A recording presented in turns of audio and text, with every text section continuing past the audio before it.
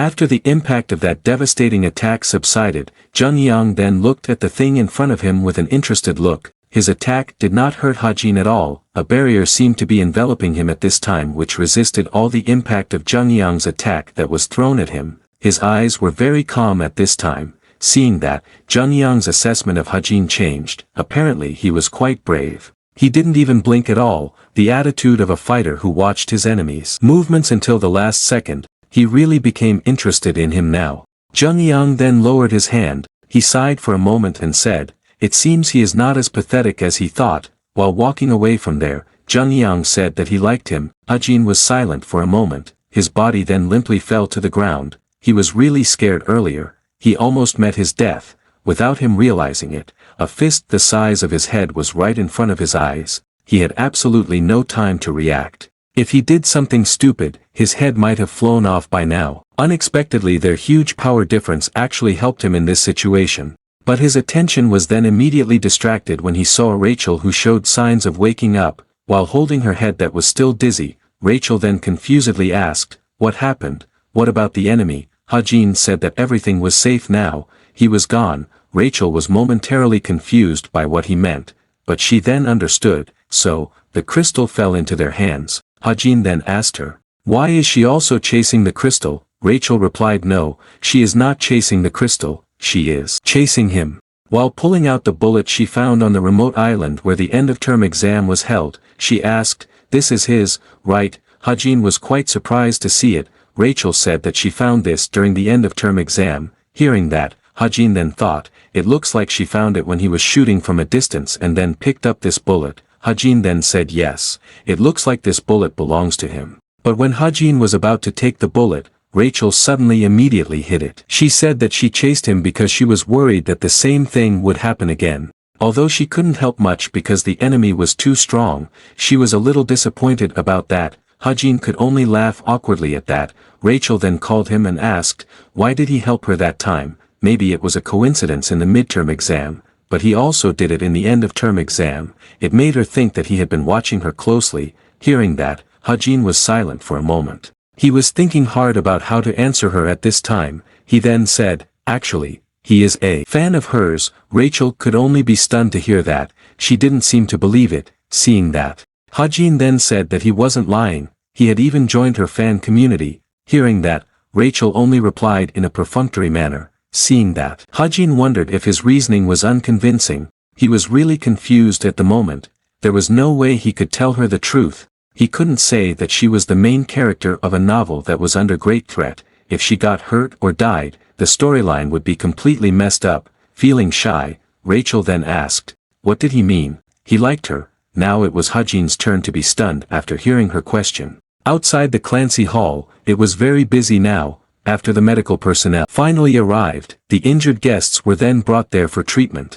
Looking at the ends of her hair which were now curly like they had been burned, Yona could only sigh. At that moment, Nayun approached her. Nayun asked, did you see? Yona could only feel confused hearing that. Nayun said, that. Yona was then confused by what she meant by that. She had seen many things during that incident, but the person who left the deepest impression in the midst of all the chaos and destroyed everything with his bare hands was the Hunter of Light Source, Kim Junwoo. The talent of the Sword Saint who was able to cut through everything, Kim Soho. The one who cut through all the attacks thrown at him like paper, and also, Chai Nayun. With her new weapon that Hajin gave her, she was easily able to slaughter the enemies with that weapon. She was very satisfied with the performance of the weapon, but all of the above mentioned were not what Nayun was referring to. What she was referring to was Hajin. She said, he left by riding a motorcycle. Hearing that, Yona replied yes. She also saw him at a glance. It seems like he is good at driving. She asked, he said where he was going,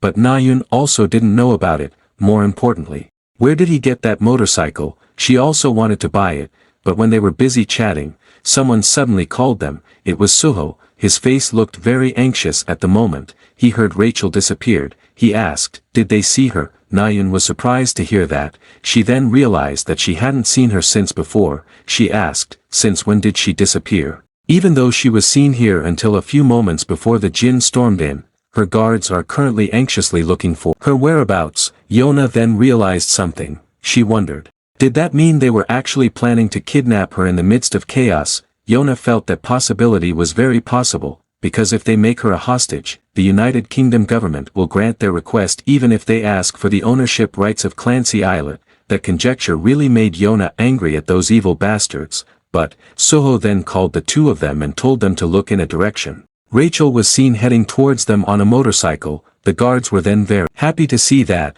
They then immediately asked her, was she okay? Yona was very grateful to see Rachel okay. When she saw the motorcycle that Rachel was riding, Nayun then realized it was the motorcycle driven by Hajin earlier. Yona was shocked to hear that. When everyone was distracted by the chaos that happened, Kim Hajin rode the motorcycle alone to a place, but now it was Rachel who returned by riding the motorcycle alone. All of that brought up a conjecture in Yona's mind. Did this mean Kim Hajin defeated all those jinns and then saved her? But Yona found it hard to believe. She felt it was impossible. Even a Kim Hajin could not do such a ridiculous thing. In front of a hotel in Clancy Islet, Nayun was seen waiting for someone there. Not long after that, the person she was waiting for finally came. It turned out to be Hajin. Seeing her standing alone there, Hajin then asked, why is there only her here? Where are the other people from the travel club? Nayun said that they had gone to the restaurant. This is because he was late. She then told him to hurry up. She had prepared dinner today. Hearing that, Hajin then confusedly asked, what was the special occasion? To bother already wanting to prepare dinner, but Nayun was just silent hearing his confusion. Seeing that, Hajin felt something was strange. He wondered, did something happen? Nayun suddenly stopped her steps. While blushing, she then called him, and asked, does he think they can be friends? The environment suddenly became silent when she asked him that, but Hajin answered no. He said, he thought they couldn't be. Nayun understood. A very deep disappointment enveloped Chai Nayun's heart at this time. She then told him to just forget it. She shouldn't have asked seriously. He really embarrassed her. While walking away, Nayun told him to act as if they didn't have anything. In Hajin's view, there was no way they could be like friends. Because he was someone who would eventually leave, and he was also someone who would someday have to kill the person most important to her, so it was impossible. They could be anything like friends. As Hajin finally returned to his dorm in Cube, he then said that he was coming. Hearing that, Evangel then happily came towards him. She asked for the fried chicken that he promised. While taking out a parcel, Hajin said that he bought 2 pieces. Evangel was very happy after receiving that. She thanked him. Seeing her cute behavior, for some reason he suddenly felt peaceful.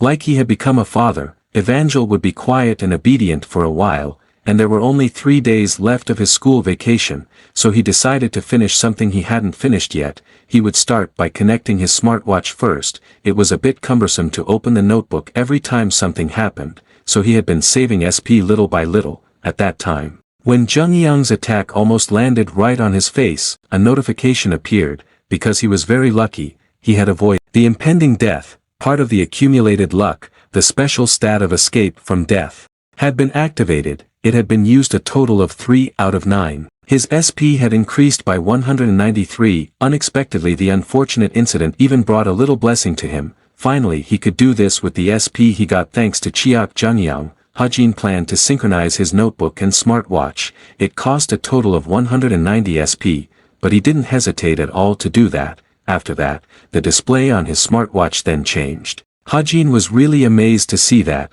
This was great. He didn't expect to have delayed it this long. He really thanked Junyoung for the punch. Hajin was happy because one task was finally completed. He only had one last important task left. He then called Park Suhyuk. When Suhyuk picked up the phone, he then confusedly asked, what's wrong? Hajin asked, did he buy it? Hearing that, Suhyuk then knew what he meant. He asked, a motorbike, you're referring to Augusta, right? Hajin confirmed it. Suhyuk said that he had tried to find the one with the best specs, but even without full options it had cost 150 million won. He asked, is he okay with that? Hearing that, Hajin then asked him to buy one with all the options then. Suhyuk was then surprised to hear that. He asked, was he serious? Hajin replied yes, he was serious about this, so he asked him to please help him buy one with all the options. Suhyuk could only accept that. He would order on behalf of the company, so he asked him to take it himself later. Hajin thanked him, because he won about 2 billion won from the casino, so the 150 million won was no problem at all for him. Also, that day was coming soon. The raid of the Suwon Den Devils of the Masked Demon Monsters, that meant, soon the price of the stocks he had invested in would skyrocket. Hajin giggled at the thought. He was really happy when thinking about the future that would happen later. At the cube it was still very crowded as usual. The school vacation for the past 1 month was over. Hajin felt that everyone was fine because the atmosphere in the cube looked good. While on the way to the classroom, he then heard some students talking about social media. Hearing that, he then realized, come to think of it, it had been a long time since he last checked the social media accounts of the main characters. He usually checked them all the time, so he then decided to check them. But when he saw Shin Jonghak's social media account that contained photos showing off his good looks, he then cringed. He felt he was really mad. Kim Soho and Yona don't use social media much, while Rachel's social media is managed by the royal family. And as for Chai Nayun, the last post she uploaded was after the casino incident. It seemed like she was in quite a big shock, but Hajin was confident that she could handle it. When he arrived at classroom, Hajin then sat in his seat. He was grateful to see that no major problems had befallen the main characters. Shortly after that, Kim Soo-hyuk then came. He said that today marked the start of semester 2, as they knew, semester 2 is very different. Not only will there be ranking changes, there will also be newly transferred cadets. He believes some of them must have seen the transfer admission ceremony yesterday. Hearing that, Hajin thought, transfer admission ceremony. At this time, mages who want to become heroes from 10 magic academies from all over the country will be transferred into the cube, 20 from each academy, a total of 200 of them. He has memorized the faces of the important mages before, Kim Soo-hyuk continued, and also, the transfer cadets will attend classes starting today. He then invited them to enter. The cadets then clapped together to welcome their arrival, and while Hajin was looking at the mages, he then saw someone who felt familiar. He wondered if she was one of the mages she knew, but when Hajin was finally able to see the face of the person, he was then shocked. The mage turned out to be Tomer. Although her skin color and hair color were different, he was sure that person must be Tomer. He was really confused. What was she doing here? And right at this moment, he got a message from the co-author, changing part of the story. When she played an important role, her appearance and strength were too unexpected. She tried to build a connection with an important character from the beginning. Hajin was then shocked when he read that. He could only curse. Another unwanted problem arose. With a position in the middle of the transfer mages, Tomer secretly grinned. The next day, Hajin then moved to his new dormitory. He moved all his belongings in the previous dormitory to his new dormitory. Seeing their new residence, Evangel then happily asked, "Are they going to live here from now on?" Hajin said yes. "It's big, right?" Evangel said yes, she really likes it. The reason for Hajin's move was because he had to move to the new accommodation thanks to his rise in rank. He was now ranked 334th. The type of accommodation was determined based on the cadet rank. Not only did he jump 600 positions, he was also in one of the upper middle ranks. This is quite good. Now that his accommodation is getting bigger, it will be easier for Evangel to live with him. As for what he should do about Tomer, he can only think about it slowly now. Hajin then called Evangel and said that he would go home after class. Hearing that, Evangel then said goodbye to him. Today's class activities are outdoors. After school starts, the first lesson is outdoor training, with the main purpose of helping existing cadets and transfer cadets to get to know each other better. The name of this activity is known as the Dangerous Climb, Kim Soo-hyuk explained. This mountain does not have any dangerous monsters. However, there are many dangerous traps lurking in various places. They have revived the kind of traps that the Jinn used. If they slipped because of their carelessness, the hospital would be their destination, so he warned them to make sure to be alert at all times. The cadets then turned anxious when they heard that. Kim Soo-hyuk continued, each group will have 12 members, and there will be a special entrance for each group, so he then told them to gather into their respective groups now. When Nayun was looking for cadets who were also in Group 3, she turned out to be in a group with Soho. The other cadets had also begun to gather with their respective groups. Seeing that, Kim Soo-hyuk then told them to go in. When Soho's group went inside, the environment around them suddenly turned gloomy. Many crows were seen stalking them on a nearby tree. A cadet in the group even wondered if it was really 10:30 a.m. "It's so dark and cold here," Soho then told them. Just like the instructor said, they don't know where the trap is, so he asked them to be careful. But even before Suho's words ended, the foot of one of the cadets in his group was suddenly lifted by the root he stepped on. He then screamed in fear as he faced it. Seeing the roots that moved towards them, they then immediately put up an attack stance. They were completely overwhelmed in repelling the attack of the roots. But the roots were not the only thing they faced. As they continued to walk forward, various crazy events then happened to them. Seeing that, they then immediately left there while being stricken with fear. After finally managing to escape from the pursuit of these scary things, they then breathed a sigh of relief. It was really scary. Suho then said to Nayun that she did well earlier. Hearing that, Nayun said that he also did well, but she suddenly thought of something. Nayun then asked him, "We are friends, right?" Although Suho was a little confused why Nayun suddenly asked something like that, Suho then answered, "Of course." Why did she ask that? Hearing that, Nayun seemed hesitant to say what was in her head. She then just said, "It's nothing." When hearing Suho's answer, Nayun felt that it was a natural response, but Hajin did not want to be friends with her. It made her confused. A conjecture then appeared in her mind. While blushing, she then wondered, maybe he didn't want to be her friend, but something more than just a friend. But they suddenly heard a voice from the direction of the bush behind them. The voice turned out to be from Hajin's group, who also came there. Seeing them, Hajin then asked, "What are you doing here?" When the two groups gathered, Hajin's group then told Suho and others about their findings. They suspected that there was some kind of illusory barrier in this place. Suho and others were then confused to hear that. Hajin's group then asked, "Haven't we been lost for an hour?" The cadet who spoke was the 41st rank cadet, Simon Dellick, while the female cadet beside him was the 20th rank cadet, Lee Ji-eun. While pointing his finger towards Hajin, Simon said that at that time he suddenly asked them to step aside with a frustrated face. At first, he wondered why, but he was able to find the entrance very quickly. It surprised him. "Come to think of it," he asked, "they will soon work in teams, right?" Hearing that, Lee Ji-eun then said, "Team training has always been part of the second semester tradition for generations." Simon then asked them, "Have they decided on their team members?" Nayun answered, "Not yet." Suho too, while Lee Ji-eun herself said that she would join Hajin. They were then surprised to hear that. She explained, they had to choose team members who were 1 digit different from them. Wasn't he the best among the cadets who ranked 3 digits? He was also quite smart. Hearing that, Nayun then said, "But still." Hearing that, Lee Ji-eun then confusedly asked, "Why?" But Nayun suddenly stammered. She then said that you could say that he was cold-hearted and difficult to deal with, so she didn't think it would work well. Nayun herself didn't understand why she suddenly said something like that. Simon also added, "More importantly, don't they know there are very bad rumors about him? He often leaves Cube. He also heard he goes out to enjoy indecent types of entertainment." Nayun and Suho's gazes immediately turned unhappy when they heard that. Simon continued, "From what others have said, he also regularly pays money to gangsters too." Not giving Simon a chance to continue his words, Nayun then angrily asked, "Did he see him do it himself?" While sweating coldly, Simon answered no, he said it was just a rumor.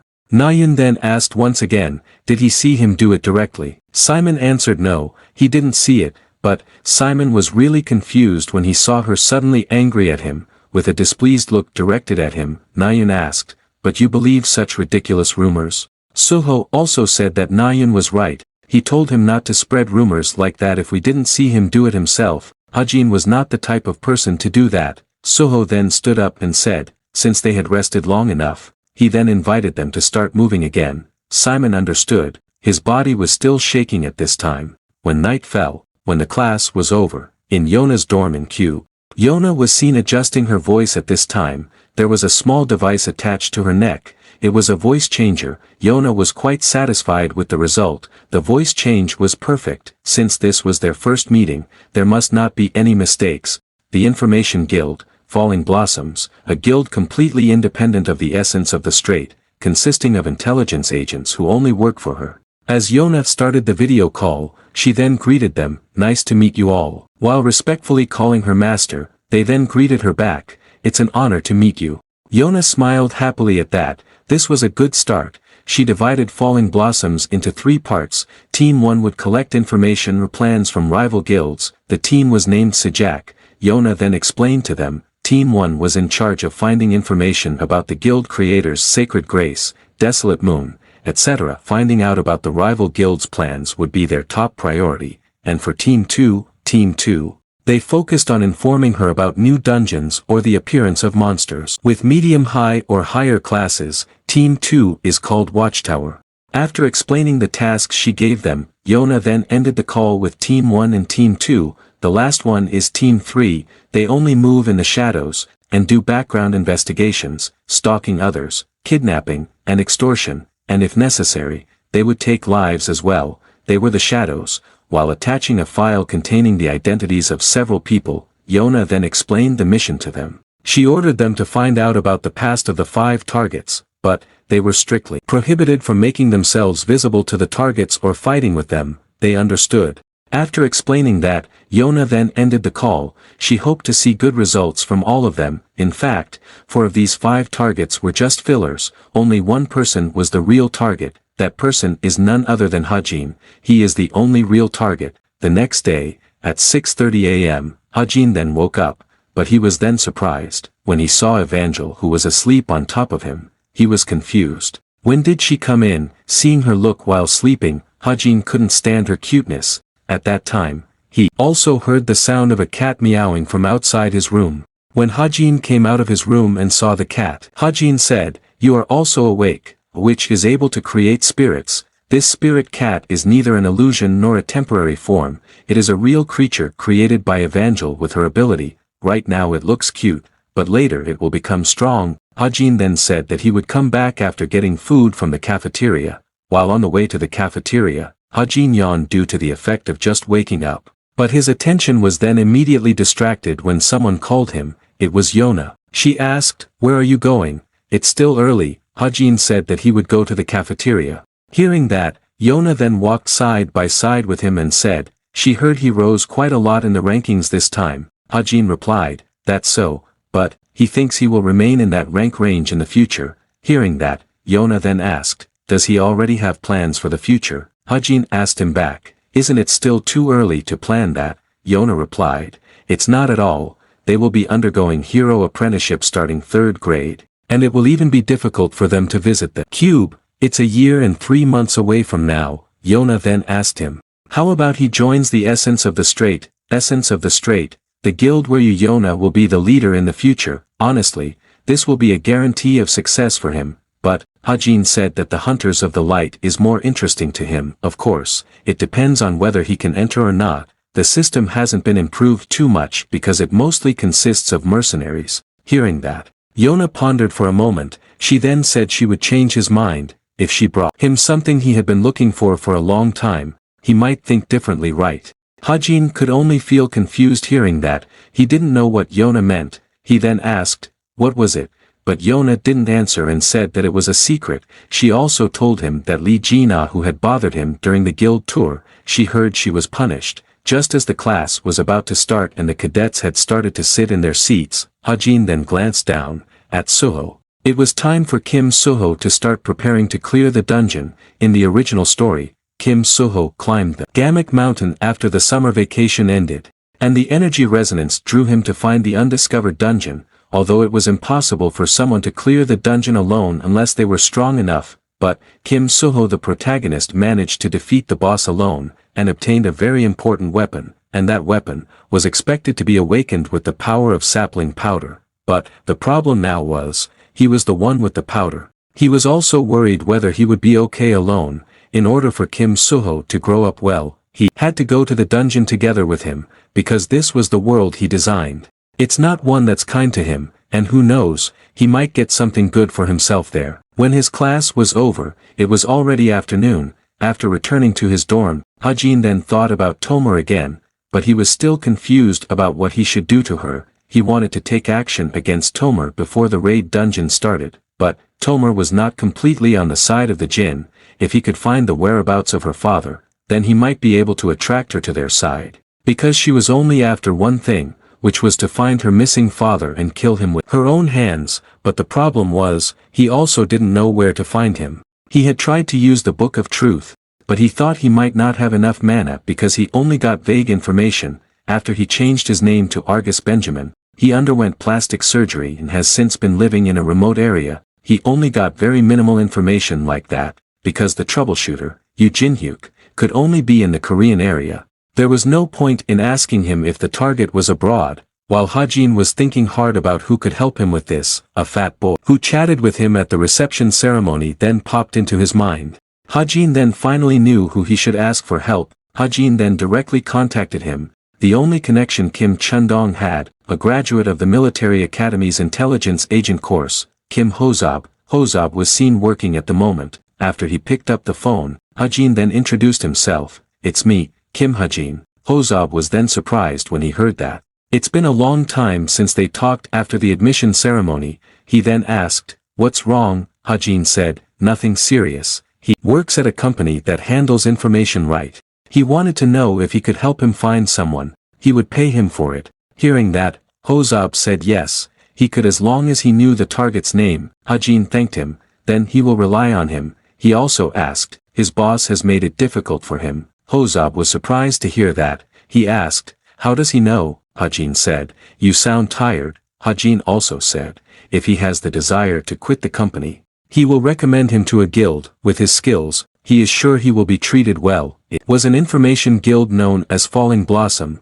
Hearing that, Hozob thanked him. Hajin then wished him good luck and ended the call. Hajin smiled slightly and quietly said, "Yona, you owe me now." In a forest in the cube, Suho was seen practicing with his sword there. His sword swung beautifully, which made it look like he was dancing. When Suho was pausing after completing a set of movements, he suddenly felt the presence of someone from behind him. It was Hajin. Hajin asked, "Are you still practicing at this time of night?" Seeing him, Suho then asked, "Is he here to practice too?" Hajin replied no, he was just hanging out. Besides, Hajin said, he was working very hard even though it was only the beginning of the semester, as if he was training for the raid dungeon. Suho was a little surprised to hear that. He then said, how could he do that? But, he was then surprised when he heard Hajin say, Mount Gamak. Hajin asked, he found the entrance to a dungeon there last Sunday, right, and he intends to raid that dungeon alone. Hearing that, Suho then confusedly asked, how did he know?